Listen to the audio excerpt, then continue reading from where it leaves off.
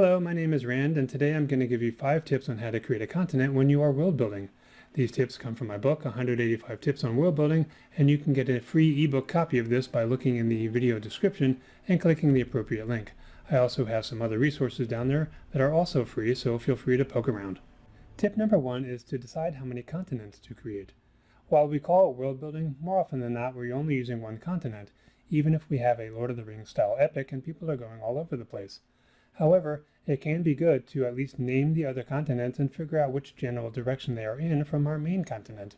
One reason for this is that there may be products and animals or plants, and certainly species, like elves and dwarves for example, who come from those continents and who may be in our main story, even though it's taking place somewhere other than the place where those originated from. Another reason to do this is that these other continents may have a reputation of one kind or another. Now, it may not be the continent, it might be some of the sovereign powers that are there, but they could have a reputation for things like slavery or freedom or, anything else that we come up with. Maybe it's a brutal place to live, maybe it's a great place to live. One way or another, what we're looking for is a contrast between those lands and the one where our characters are going to be spending most of their time. Tip number 2 is decide which hemisphere the continent is in.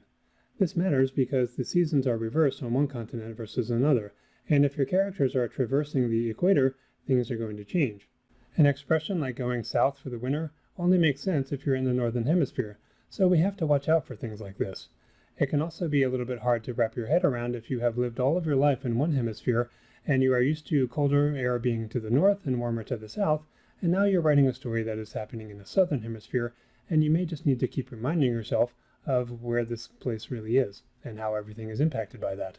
Tip number 3 is to understand plate tectonics and where mountain ranges are and how they tend to be formed and what their properties are. For example, it is fairly common for volcanic mountain ranges to be along the coast when there are two plates converging there. On the other hand, the mountain ranges that are on the interior of a continent tend to be the tallest ones due to the way the land is folding there because of the plates. Those mountains are usually not volcanic. However, we can technically get away with a volcano anywhere due to faults in the plate. Basically what this means is that the crust is thinner there, and as a result, there's a volcano. So we can get away with placing one of these wherever we like. Tip number 4 is don't worry too much about what word you use to describe a waterway.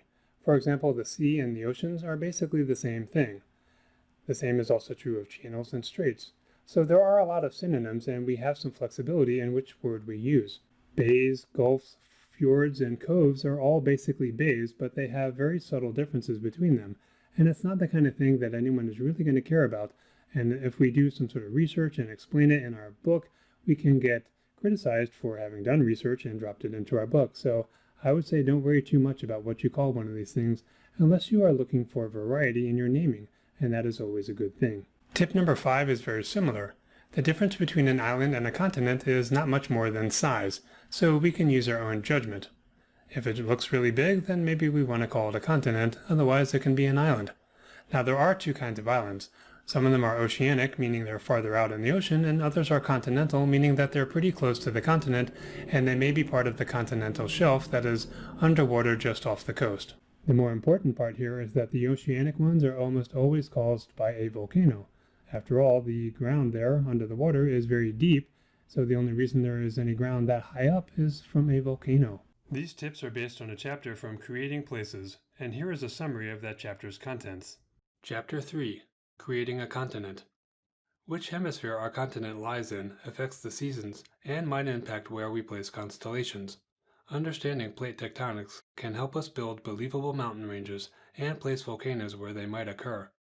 This can also determine where deep areas of the sea are, giving our sea monsters somewhere to call home.